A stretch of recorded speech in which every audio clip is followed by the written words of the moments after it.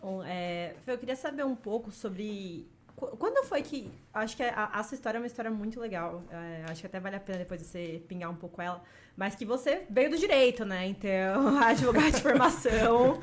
Vamos todo mundo chorar, que triste, abraçar essa brincadeira. Mas, quando foi que você teve esse start? Putz, esse mercado, eu acho que ele tem potencial para crescer, assim, de uma maneira estratosférica, assim. Teve algum insight que você teve? Por mais pequeno que seja. Eu vou ser honesto. O insight veio quando eu já trabalhava com esporte eletrônico. Foi especificamente quando eu estava saindo da PEN, estava indo para a Gamers Club, eu já via o potencial do mercado e o quão a lealdade dos fãs das organizações dos jogadores. Então a gente já sabia que o poder de influência baseado naquilo também foi numa época que o Instagram e os influenciadores de Instagram começaram a surgir muito, né? Então você me perguntava, pô, mas faz sentido, por que uma marca que nem uma marca de salgadinho, de doces, um cosmético, ou qualquer marca assim que pudesse relacionar com o demográfico das pessoas que estão jogando, por que elas não vão anunciar com esse pessoal, sabe? A gente vê muita gente fora da bolha, né, do esporte eletrônico, mas, né, dentro do entretenimento tradicional que tem contratos, né, para anunciar produtos e afins, e eu falava, pô, isso aqui podia se traduzir. Então, na época que eu tava saindo da PEN, que tava indo para Gamers Club, eu já comecei a me ligar que, pô, tem mais para esse mercado que simplesmente gosta de jogar e quer estar presente aqui, né? Mas, voltando um pouquinho no início, eu formei em Direito. E, cara, nunca fui muito fã, pra ser bem honesto. Minha gente, brincadeira. Mas eu nunca fui muito fã.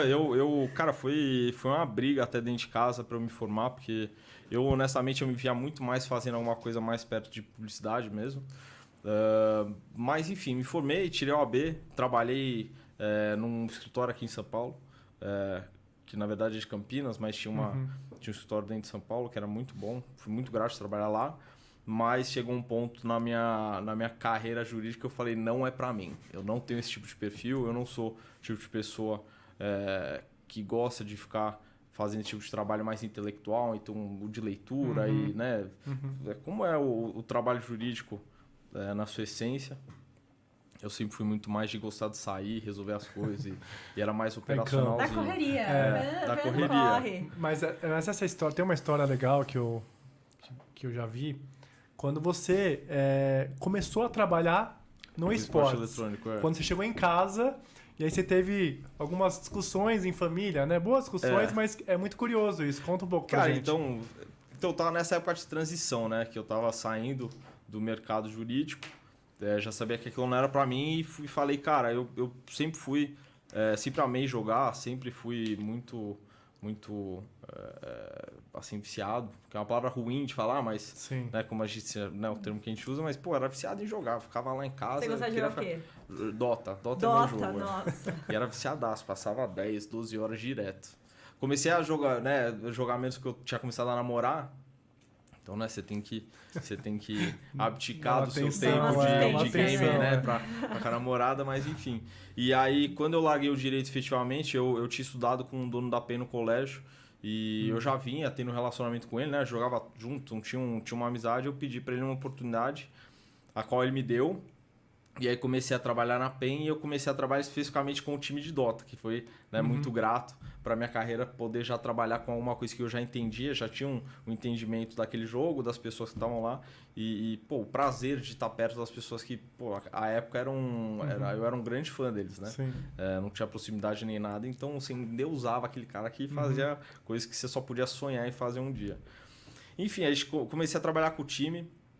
Lá em casa foi uma loucura, porque o preconceito é gigantesco, né? E naquela época pré-pandemia, que as coisas ainda não tinham estourado, né?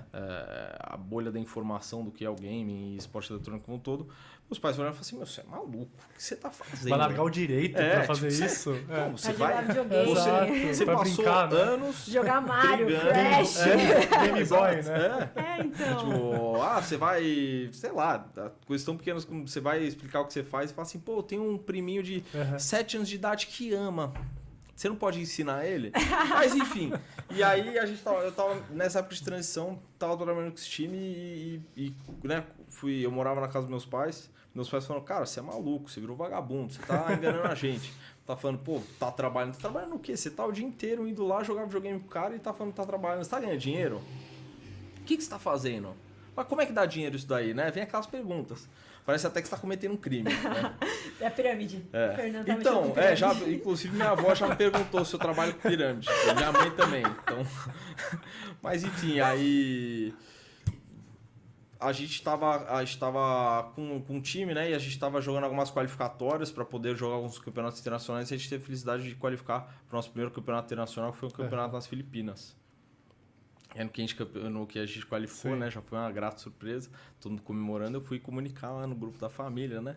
Gente, a gente qualificou para um campeonato aqui. Pô, tô muito feliz. Vai ser lá nas Filipinas. A gente tá indo no mês que vem. Ai, ninguém nem deu atenção lá, né? Eu cheguei em casa, jantar de família. Ó, gente, mês que vem eu tô indo para as Filipinas. Parece aquilo, pessoal. Joia, legal. Show de bola. Chegou a viagem. E eu peguei e fui falar com a minha mãe e falei, pô, mãe, você pode me dar carona pro aeroporto, né? Chegou o dia da viagem lá para as Filipinas, ela pegou e olhou pra mim e falou assim, como assim? Que viagem para as Filipinas? Eu falei, pô, falei pra vocês, o meu time qualificou para um campeonato, né? O time que eu cuidava qualificou para um campeonato. E a gente tá indo para as Filipinas jogar essa competição. Eu falei assim, como assim? Mas quem pagou a passagem? Quem vai pagar a sua estadia, a sua limitação? Eu falei, como assim? O campeonato paga tudo. A gente organização do campeonato, é uma competição, é profissional, a gente é pago, sabe? Tipo, tem um valor de premiação, era $1 milhão do total de prize pool, acho que até mais. Então, pô, e ainda para aquela época, permanece indo muito dinheiro, né? Claro. E, cara, pegou o pessoal de surpresa. Enfim, fui viajar, cheguei lá, quando eu comecei a gravar a estrutura, eles tinham pego um ginásio de basquete, mas era uma arena super... E deixa eu te interromper rapidinho, Fê. Nessa época, você já tinha noção assim, das torcidas internacionais ou foi seu primeiro contato? Assim, foi um boom de ver? Foi o primeiro evento de esportes que eu fui presencialmente. Tirando feira, né? Tirando a BGS, por exemplo.